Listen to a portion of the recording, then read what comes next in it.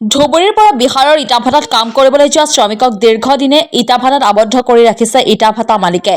8 মাহ পূৰ্বে হালাকুৰা অঞ্চলৰ চৰ্দাৰ আমিনুৰ শ্বেখে শ্ৰমিকসকলক লৈ গৈছিল বিহাৰৰ খাগৰিয়া, শ্ৰীনগৰ, মহনপুৰ, নাচিব ইটা ভাটাত।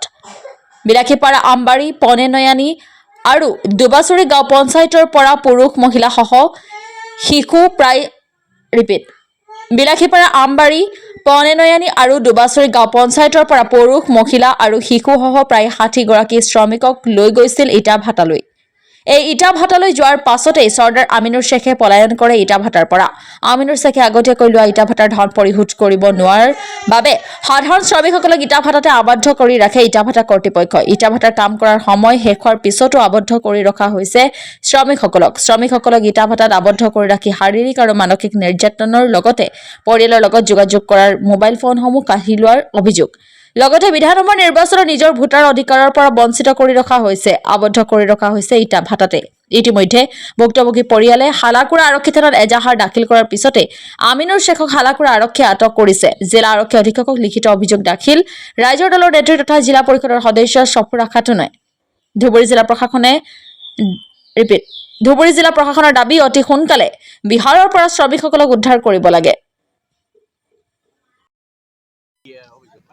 তাৰমানে আমাৰ আমবাৰী পন্ননী পঞ্চায়তৰ কিছুমান এলেকা আৰু দুবাচুৰী পঞ্চায়তৰ কিছুমান এলেকাত সাধাৰণ মানে নিৰীহ মানুহে ইটা ভাটাত কাম কৰিবলৈ গৈছিলে। বিহাৰৰ চাহেবপুৰ কমাল নামৰ থানাৰ অন্তৰ্গত নচিব নামৰ এটা ইটা ভাটাত। তো হালাকুৰাৰ এজন মানুহে লৈ গৈছিলে, লৈ যাই কাম কৰাইছে। তো সেই মানুহ যোনে লৈ গৈছিলে সেই ব্যক্তিজন ঘৰলৈ আহিছে, সি যোৱা নাই। কিন্তু আমাৰ যিখিনি মানুহ আছে সিহঁতক আবদ্ধ কৰি ৰাখি এজন ব্যক্তিক দুজনৰ কাম কৰাই আছে। কিছুমান বেমাৰ হ'লেও ট্ৰিটমেণ্ট নাই, খাবলৈ ঠিকমতে দিয়া নাই, ৰাতিত কাৰেণ্ট পৰ্যন্ত বন্ধ কৰি দিছে, মোবাইলখিনিও আঁতৰাই ৰাখিছে, এনেকৈ হাৰাশাস্তি কৰি আছে। তো ইতিমধ্যে আমি জিলাৰ SP ছাৰৰ লগ পোৱা নাই যদিও হোৱাটছআপত আমি দিছোঁ আবেদনখিনি। আৰু ইতিমধ্যে যোনে লৈ গৈছিল তেওঁকো হালাকুৰা থানাত এৰেষ্ট কৰিছে, তেওঁ তাতে আছে। কিন্তু আমাৰ মূল কথাটো হ'ল যে সেই মানুহখিনিক তাৰ পৰা আমি কেনেকৈ বাৰু উদ্ধাৰ কৰিব লাগে। তো আমি প্ৰশাসনক যিখিনি সহায় সহযোগিতা কৰি আছোঁ, পাইছোঁ অলপ ইহঁতৰ সহযোগ। আৰু ইফালেও আমাৰ মানুহ এজন দুজন ইতিমধ্যে লোকেল থানাত যাই পাইছে।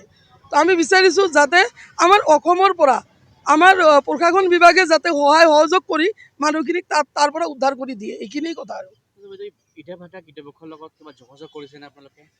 ইটা ভাটাৰ মালিকখিনিয়ে আমাৰ লগত কৰা নাই, কিন্তু আজি অলপ যেনে তেনেই হওক তাৰ চৰ্দাৰ বুলি কয় সেইজনৰ লগত কথা পাতিছে যে যদি আপোনালোকৰ কিবা লেনদেন আছে হেৰিৰ লগত, মানে যোনে লৈ গৈছে তেওঁৰ লগত, বাকী মানুহখিনিৰ লগততো নাই।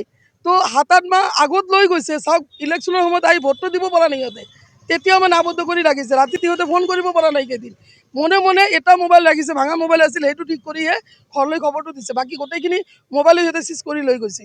কিমানটা পৰিয়াল আছে তাতে? পৰিয়াল বোলোতে ধৰক 60 ৰেবব চাগে মানুহ আছে, সৰু ডাঙৰলৈকে গোটেই মানুহ মিলি। আৰু